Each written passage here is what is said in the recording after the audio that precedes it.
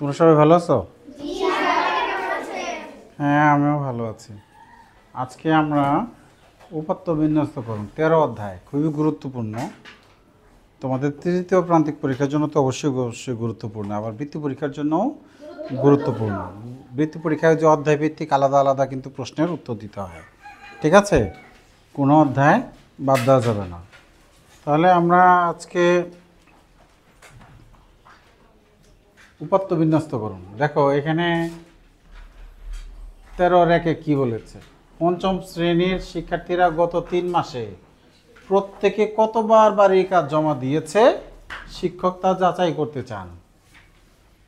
ঠিক আছে, যে তোমরা যে বাড়ির কাজ জমা দাও, ধরো যে আমি যদি লিখে রাখতাম কে কে দিল, তাহলে আমিও তোমাদের কাছে এই ধরনের উপাত্ত তুলে ধরতে পারতাম, ঠিক আছে? কোন শাখায় শিক্ষার্থীরা সবচেয়ে বেশি বাড়ির কাজ জমা দিয়েছে তা নিচের ছকটিতে লক্ষ্য করি। আচ্ছা, এখানে ক শাখা এবং খ শাখা, এই যে উপাত্তগুলো 25, 24, 15 এগুলো কি?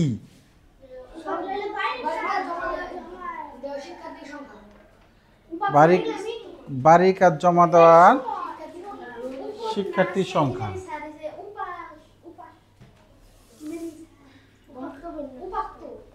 উপাত্ত, ঠিক আছে, উপাত্ত, ঠিক আছে। না না না না, এই যেখানেই বলা আছে, দেখো সবচেয়ে বেশি বাড়ির কাজ, এই যে বাড়ির কাজ জমা দিয়েছে কতবার, বাড়ির কাজ জমা দিয়েছে কতবার, হ্যাঁ হ্যাঁ, কতবার বাড়ির কাজ জমা দিয়েছিস তার উপাত্ত। এবার বলো তো, তাহলে 25 কি হইতে পারে? একজনে যেমন বলে ফেলেছে শিক্ষার্থীর সংখ্যা 25 জন, এটা ভুল, ঠিক আছে? তাহলে কি হতে পারে?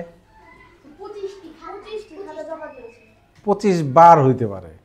এই যে বলেছে কতবার, তাহলে 25 বার জমা দিছে। হ্যাঁ, উপাত্তটা প্রথমে আমাদের কাজ হলো উপাত্তটাকে বোঝা।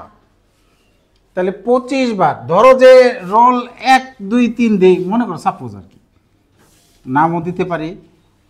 যার রোল 1 সে 25 বার দিছে, যার রোল 2 সে 24 বার দিছে, এরকম আর কি। হ্যাঁ, তাহলে 15 বার, 20 বার, 23 বার, একজনে 29 বার, একজনে 26 বার, একজনে 17 বার। এইবার উপাত্তগুলো বোঝা গেছে? এটা হলো ক শাখায়। আর খ শাখায় করেছে কি, একজনে 12 বার, 14 বার, হ্যাঁ, 24 বার, 29 বার, 16 বার। তাহলে এই যে এটা উপরে কোন উপাত্তর বর্ণনা দেয়া থাকে কতবার, তাহলে আমরা দেখলাম এগুলো হচ্ছে 22 বার, 16 বার খাতা বা বাড়ির কাজ জমা দিছে। আচ্ছা, এবার আমরা নিচের প্রশ্নে চলে যাই। এখানে নিচের প্রশ্নে এবার তোমরা এই নিচের প্রশ্নগুলোর জবাব দিতে পারবে, ঠিক আছে? হ্যাঁ, এখন নিচের প্রশ্নের জবাব, 1 নম্বর প্রশ্নটা পড়ো তো।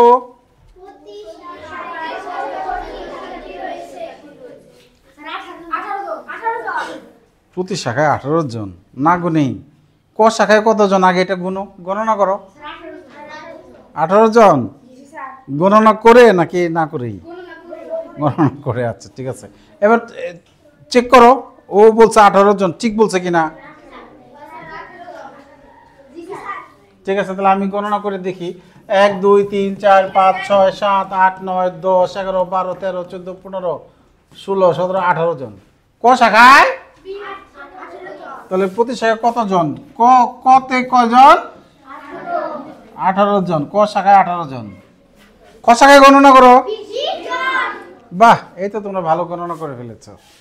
1, 2, 3, 4, 5, 6, 7, 8, 9, 10, 11, 12, 13, 14, 15, 16, 17, 18, 19, 20। তাহলে খ শাখায়? বাহ। আচ্ছা, এবার এইখানে আরেকটা কাজ বলেছে, প্রতি শাখায় বাড়ির কাজ জমা দেওয়ার গড় সংখ্যা কত, কিভাবে বের করবা? সংখ্যা তো বললামই। তাহলে ক শাখাটি যোগ করে 18 দিয়ে ভাগ, ক শাখাটি যোগ করে 20 দিয়ে ভাগ, ঠিক আছে? তাহলে এই কাজটা এখন তোমরা খাতায় করো। না না না, একক কাজ। যোগ করে ভাগ এটা সবাই পারো, যোগ আর ভাগ এটা তো সবাই পারো, এই জন্য এটা দলে না, এটা একক কাজ করো করো করো। হ্যাঁ,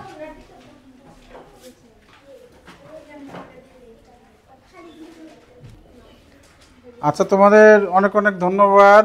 তোমরা সুন্দর করে গড় নির্ণয় করতে পেরেছ। এখন আমাকে বলো, এই প্রতি শাখায় বাড়ি কাজ জমা দেওয়ার গড় সংখ্যা, এই যে এখানে খালি ঘর আছে দেখো, ক শাখায় কত আসছে? 21। যোগফল আসছিল কত? 378কে 18 দিয়ে ভাগ। আচ্ছা, গুড, ভেরি গুড।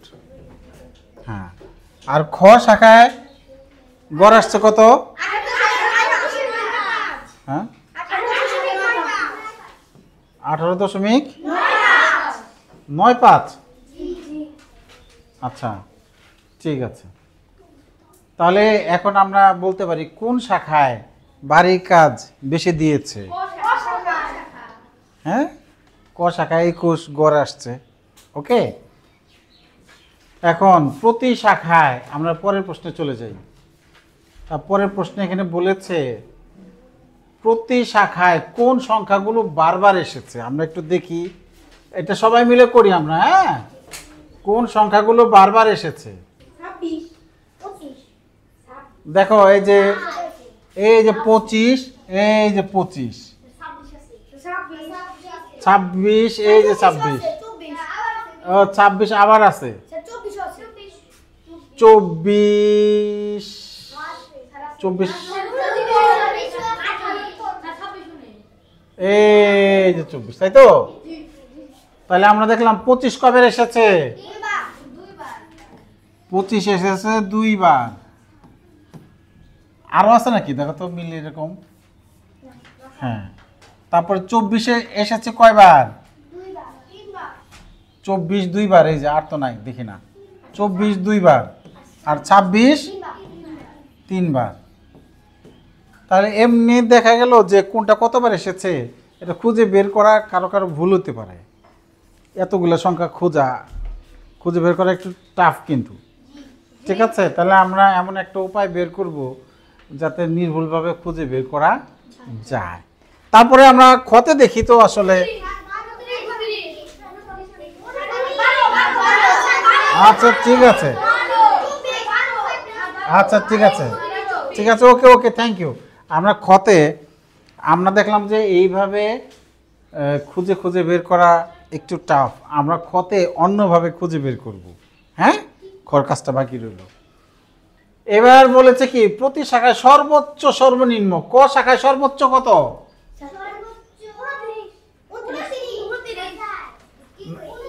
সর্বোচ্চ মানে সবচেয়ে বড়। আচ্ছা, এটাকে টার্গেট করলাম, এটা ক শাখায় সবচেয়ে বড়। আবার চেক করতে হবে, দেখো তো 29-এর বড় কেউ আছে কিনা। তাহলে 29 সর্বোচ্চ। এবার সর্বনিম্ন, বাহ, তোমরা তো বেশ ভালো খুঁজে পাও। 8, দেখো 8-এর চেয়ে ছোট আছে কিনা। তাহলে প্রতি শাখায় সর্বোচ্চ হলো ক শাখায়, আমরা বলবো ক শাখায় সর্বোচ্চ 29, সর্বনিম্ন 8। ক শাখাটাও বের করে ফেলো। আচ্ছা, অনেকে মুখ খুলেছে। হ্যাঁ, কত? ও, 29, তাই তো? দেখো তো তোমরা ওর সাথে সবাই একমত কিনা। আর ছোট হলো সর্বনিম্ন হলো 6। হ্যাঁ, তাহলে এটাও আমরা হয়ে গেল। তাহলে ক শাখা ক এবং খ শাখা খ এর তুলনা করে আমরা কি বলতে পারি? এটা তো আমরা বলেই ফেলেছি, ক শাখায় বাড়ি কাজ বেশি দিচ্ছে, গড় বের করে বলছি না আমরা। হ্যাঁ, এবার হ্যাঁ, এই যে সঠিক ধারণাটি বেছে নেই। দেখি কি বলেছে। উপরে গড় সংখ্যা থেকে আমরা বলতে পারি যে ক শাখার শিক্ষার্থীরা খ শাখার শিক্ষার্থীদের অপেক্ষা বাড়ি কাজ, শিক্ষার্থী অপেক্ষা বাড়ি কাজ, এই যে ক শাখার শিক্ষার্থীরা বেশি করছে না, ক শাখার শিক্ষার্থীরা বাড়ি কাজ বেশি করছে না। হ্যাঁ, এটা কেটে দিলাম, বেশি জমা দিয়েছে। ওকে, তোমাদের তো শাখা নাই। যারা অঙ্ক পারে তারা বেশি অঙ্ক জমা দেয়, আর যারা পারে না তাদের আরো বেশি করার দরকার, তারা আরো কম জমা দেয়, উল্টা। ঠিক আছে, তাহলে অঙ্ক পারলে আরও বেশি বেশি করতে হবে, আর যারা পারে না তাদের তো নিঃসন্দেহে আরও বেশি করতে হবে, কিন্তু যারা পারে না ওরা আরও কম করে। আজকে থেকে অঙ্ক সবার বেশি বেশি করতে হবে। আর এই উপাত্ত বিন্যস্তকরণ একটা মজার বিষয় হলো, কারো কারো যোগ বিয়োগ গুণ ভাগের সমস্যা থাকলেও এই উপাত্ত বিন্যস্তকরণটা পারা যায়, আয়তলেখ পারা যায়। হ্যাঁ ঠিক আছে, ট্যালি দেওয়া, ঠিক আছে, এটা সবারই পারতে হবে। হ্যাঁ, হীরা বলছে হীরা মনে করে যে অঙ্ক পারবো না, কিন্তু এই ট্যালি সবাই পারবে। হ্যাঁ ঠিক আছে, ওকে। অর্থাৎ আমরা এই যে উপাত্ত বিন্যস্তকরণ আমরা সবাই পারবো। এখন এই যে আমরা আরেকটা কথা, এই অধ্যায়ের নাম হলো উপাত্ত বিন্যস্তকরণ। বিন্যস্তকরণ মানে কি এটি তো বলা হয়নি। সাজানো, গুড। বিন্যস্তকরণ মানে সাজানো, এলোমেলো দেওয়া আছে না এখানে। এটাকে যদি আমরা ছোট থেকে বড় সাজাই, বা আমরা যদি এইভাবে সাজাই, বড় থেকে ছোট, ছোট থেকে বড়, বা যদি এইভাবে সাজাই দেখি 21 কয়টা আছে, 22 কয়টা আছে, এইভাবেও যদি সাজাই তাও একটা সাজানো হলো। আবার যদি এইভাবে সাজাই দেখি 21 থেকে 25 পর্যন্ত কয়টা আছে, 25 থেকে 30 পর্যন্ত কয়টা আছে, এগুলো হচ্ছে বিন্যস্ত করা, মানে সাজানো, নানাভাবে সাজানো যায়। ওকে, এবার আমরা একটা মজার কাজ করব, সেটা হলো পরের পৃষ্ঠা চলে যায়। দেখো পরের পৃষ্ঠায় এই যে এখানে ওই ক শাখার শিক্ষার্থীদের এই যে ডট দিছে, এই ডট দেওয়াতে সুবিধা হয়েছে কি, দেখো কোনটা কতবার এসেছে আমরা বলতে পারছি খুব সহজে। এটা সেই সহজে বলতে পারবে যে এই দাগগুলো ভালোভাবে বুঝতে পারবে। এই যে এটা কত, এটা কত, কত করে বাড়ছে, 5। মাঝখানে দাগ আছে কতগুলা, 5টা করে দাগ আছে। তাহলে বলো তো এইটা তো 20-20-এর আগে কি হবে, এটা কি হবে, এটা কি হবে, বুঝতে পেরেছ? এটা বুঝতে পারলেই হলো। তাহলে দেখো ডট দেওয়াতে আমরা বুঝতে পারতেছি 24 দুইবার এসেছে, 25 দুইবার এসেছে, 26 তিনবার এসেছে। তাহলে ডট দিলে আমরা খুব সহজে বুঝতে পারলাম। যখন অনেকগুলো থাকবে তখন আমরা এইভাবে ডট দিয়ে কিন্তু কোনটা কতবার এসেছে খুব সহজে বের করতে পারি। যেমন এখন আমরা একটা করব, খ শাখায়, ঠিক আছে, খ শাখায় আমরা ডট দিব। দেখো ডট কিভাবে দিই, দেখো ঠিক আছে, খ শাখায় আমরা কি করব, ডট দেবো। এটা একটু ছোট করে দিই। আচ্ছা, আমি খ শাখাটা এইখানে নিয়ে এসে নিই, তাহলে আমার একটু সুবিধা হবে, আমি একটু বড় করতে পারবো। ঠিক আছে, এবার বড় করতে পারছি, তাই না? বড় করলে তোমাদের পিছন থেকে দেখতে সুবিধা হবে না? আচ্ছা ঠিক আছে। হ্যাঁ, তাহলে ক শাখাটা তো এখানে করে দিচ্ছে, আমরা এবার খ শাখাটা করবো। হ্যাঁ, ডট তোমরা আমাকে সাহায্য করতে পারো। 12, 10, 11, 12, এই যে ডট দিলাম একটা, ঠিক আছে। হ্যাঁ, 14 কোথায় যাবে, 15-এর আগে, এই যে, ঠিক আছে। 24 কোথায় যাবে, 25-এর এক ঘর আগে, এটা হলো 24। 29 কোথায় যাবে, এই যে 30-এর আগে। 16 কোথায় যাবে, বাহ, তোমরা তো খুব ভালো বুঝে ফেলেছ। 12 কোথায় যাবে, 11, 12, ওই যে 12 একটা আগে আছে, তাহলে ওটার উপরে দিব।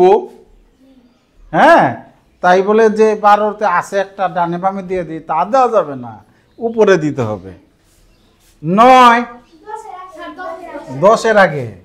আচ্ছা, তোমরা চাইলে কেউ আমাকে সাহায্য করতে পারো, এই জায়গায় একটা টিক দিবা, এই জায়গায় এসে করবা। আসো, তুমি আসো। 29-এ একটা টিক দাও। হ্যাঁ, 29 কোথায় যাবে, বাহ, আরেকটু বড় করে দাও, আরেকটু বড় করে দাও। হ্যাঁ ঠিক আছে, ঠিক আছে, ওকে। হ্যাঁ, এই তুমি আসো। 20, আমরা এই কাজটা করি। হ্যাঁ, 20। আচ্ছা ঠিক আছে, আমি এক কাজ করি, কলমের কালিটা আর একটু মোটা করে দেই, যাতে একটু টাচ করলেই হয়ে যায়। দেখি, ও আরে কত সহজ হয়ে গেল, আমি তো বড়ার মতো কাজ করতেছে। আমি কলমের কালি চাইলে মোটা করতে পারি, টাচ করলেই হয়ে যাবে। এখন কি আরো মজা হইলো না? আসো 16 কে আসবে? কে কে আসো? তানভীর তানভীর তানভীর আগে ওই 16তে ছোট্ট করে একটা টিক দাও। কালি ঘুরে ধরো একটা ফোঁটা দিলে ইয়ে 16। আসো আসো নেক্সট। 28 ঘুরে ধরো। হ্যাঁ 28 গুড। আসো ইয়ামিন 28-এর পরে 12। হ্যাঁ 12। হ্যাঁ 12 10 11 12 দেখে। হ্যাঁ হ্যাঁ বাহ ওকে। হ্যাঁ আসো জুমি আসো 8। হ্যাঁ বাহ বাহ জুমি তো অনেক মোটা করে দিচ্ছে 8। হ্যাঁ 29 আসো সামিয়া। 29-এ একটা টিক না দিলে আমাদের কিন্তু বাদ পড়ে যাবে। হ্যাঁ 24 কোনটা দিলাম না। হ্যাঁ 24। হ্যাঁ গুড 24। আসো লামি আসছে গুড 29। আয় হ্যাঁ 29 এত লম্বা হয়ে যাচ্ছে, তাল গাছ হয়ে যাচ্ছে 29। হ্যাঁ আসো 12। হ্যাঁ 10 11 ও ওদিকে 12 তাল গাছ হয়ে যাচ্ছে। ওকে 6। আসো আসো লাবণী আসো টুনটুনি আমার। ওকে ভালো মনে করছেন আর ওকে। হ্যাঁ 6 নাই? তাহলে এক কাজ করি আমরা এদিকে একটা দাগ দিয়ে দিই। হ্যাঁ 10 9 8 7 6 ঠিক আছে, দাগটা বাড়াই নিলাম। হ্যাঁ গুড। হ্যাঁ হ্যাঁ 6 একটা টিক দাও। হ্যাঁ নেক্সট। হ্যাঁ 22 আমগো বাড়ি যাইস।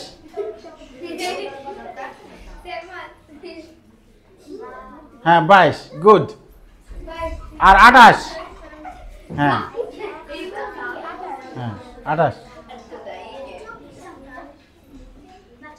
তো উল্টা হয়ে গেল, মানে 28 এদিকে যেতে হবে, এদিকে কম। 20 19 18 হয়ে গেছে। ঠিক আছে 18 হয়ে গেছে। 28 25-এর পরে 30-এর আগে এই যে 28 পাইছে। গুড। আচ্ছা ঠিক আছে, তোমরা সবাই অ্যাক্টিভলি সবাই অংশগ্রহণ করছে, এর জন্য সবার জন্য একটা ক্ল্যাপ হয়ে যায়। আচ্ছা এখন আমরা রবিউল কোনটা সবচেয়ে বেশি বার আসছে? 29 4 বার, 12 তো 4 বার আসছে। তাহলে এখন আমরা লিখতে পারবো কোনটা কতবার আসছে, খুব সহজে এখন আমরা বুঝতে পারবো না। তাহলে আমরা এবার লিখে দেই। তাহলে এই 12 কয়বার আসছে? 4 বার। তারপরে 16 কয়বার আসছে? 2 বার। 16 গেল। তারপরে 24 কয়বার আসছে? এই যে 24 2 বার আসছে। তারপরে এটা কত? এটা 28 কয়বার আসছে? আচ্ছা 28 আসছে 2 বার। 29 4 বার। গুড।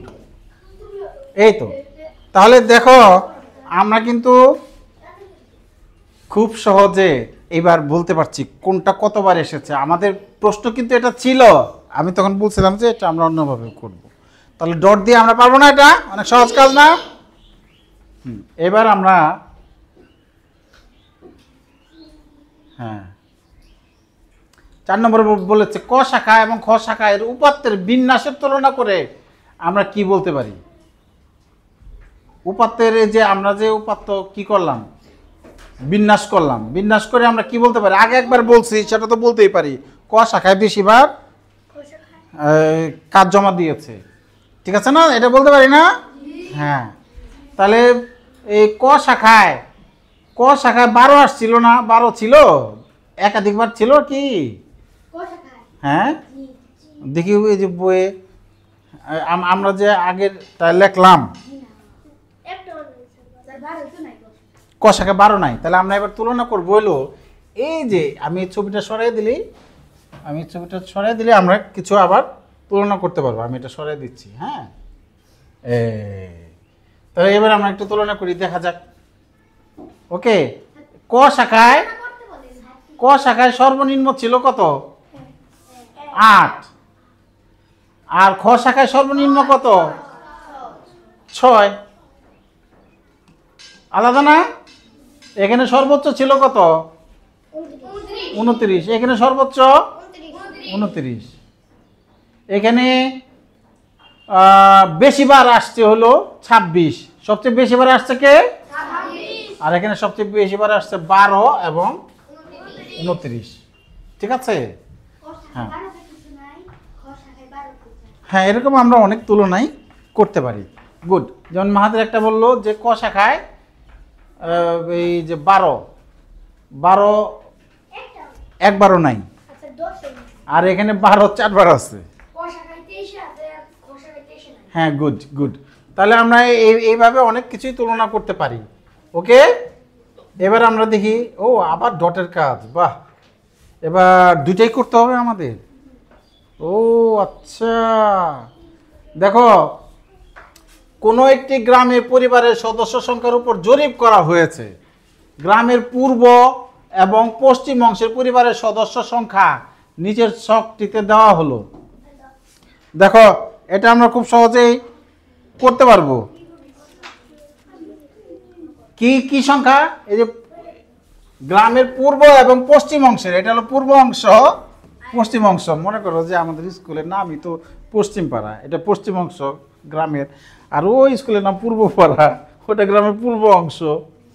ঠিক আছে, মিলা গেছে, আমাদের গ্রামের নামের সাথেও মিলা গেছে। তাহলে পরিবারের সদস্য সংখ্যা, একটা পরিবারে 5 জন, আর একটা পরিবারে 7 জন, 3 জন সদস্য সংখ্যা। ঠিক আছে? ওকে, পরিবারের সদস্য সংখ্যা। হ্যাঁ, এখন গ্রামের পূর্ব ও পশ্চিম অংশে পরিবারের গড় সদস্য সংখ্যা। এই গড় সদস্য সংখ্যা তো আমরা পারবোই, যে আগে করলাম। কি করছি? যোগ করে ভাগ। কত দিয়ে ভাগ? 1 2 3 4 5 6 7 8 9 10 11 12 13 14 15 দিয়ে ভাগ। তাহলে পূর্ব গ্রামে হলো গড় বের করবো 15 দিয়ে ভাগ। যোগটাও করে ফেলি, সংখ্যা ছোট আছে, এটা মুখোমুখি পারবো আমরা। আমি করি, ভুল হলে তোমরা আমাকে সাহায্য করবা। ঠিক আছে? 5 7 12, 12 আর 3 15, 15 আর 4 19 আর 4 23, 23 আর 7 30, 32 38 42, 42 আর 5 42 আর 5 47, 47 আর 6 53, 53 আর 3 56 আর 5 61, 61 আর 6 67 আর 5 72, 67 আর 5 72। হ্যাঁ, 7 5 12। তাহলে এই ভাগটা দশমিক আসবে, আমরা করে ফেলি ভাগটা। দেখো, দশমিকের ভাগ তোমাদের মনে আছে কিনা? 5 12 6 12 15, 12 করে নামটা বললে হবে। 5 15 75, 4 15 60। তাহলে 2 1। দশমিক দিলাম, 0 0 নেওয়া যায়। দশমিক দিলাম, কবে যায়?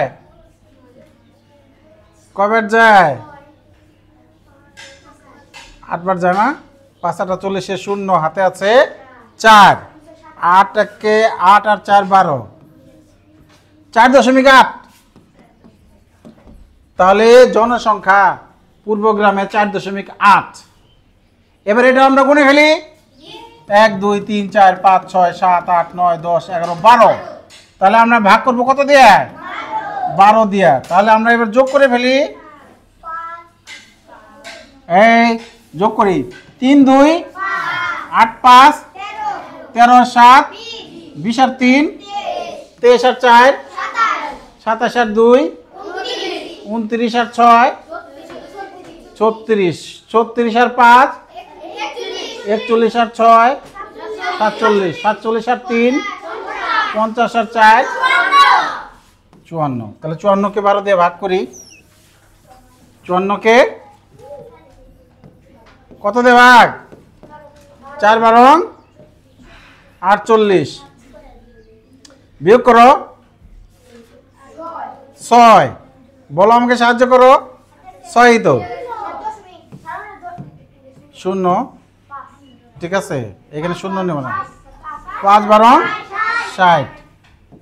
তাহলে 4.5। এখন আমরা কি বলতে পারি?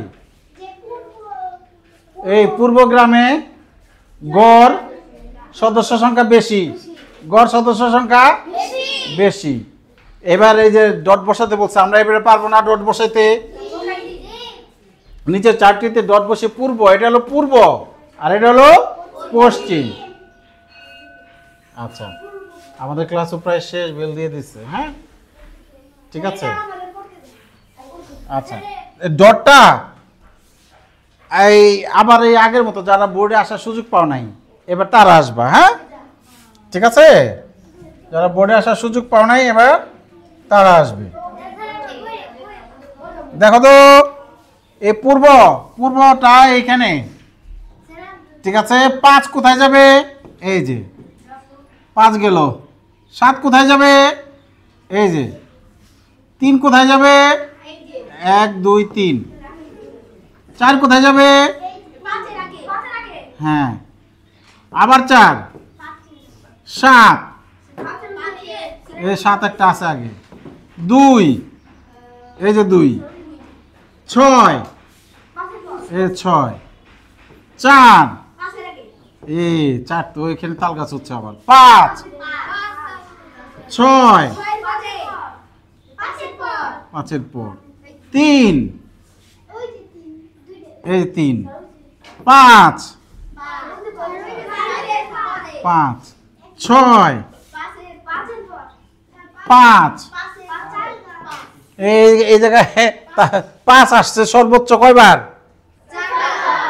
হ্যাঁ, ঠিক আছে, 5 আসছে সবচেয়ে বেশি। এবার সহজে দৃশ্যমান হচ্ছে, যেটা সবচেয়ে উঁচু ওইটা সবচেয়ে বেশি, ঠিক আছে। এবার এটা বসাই 2। এটা কিন্তু 1 কোণা যাবে না, এটা কিন্তু 0, এটা 1, বুঝছো? হ্যাঁ, তাহলে 2,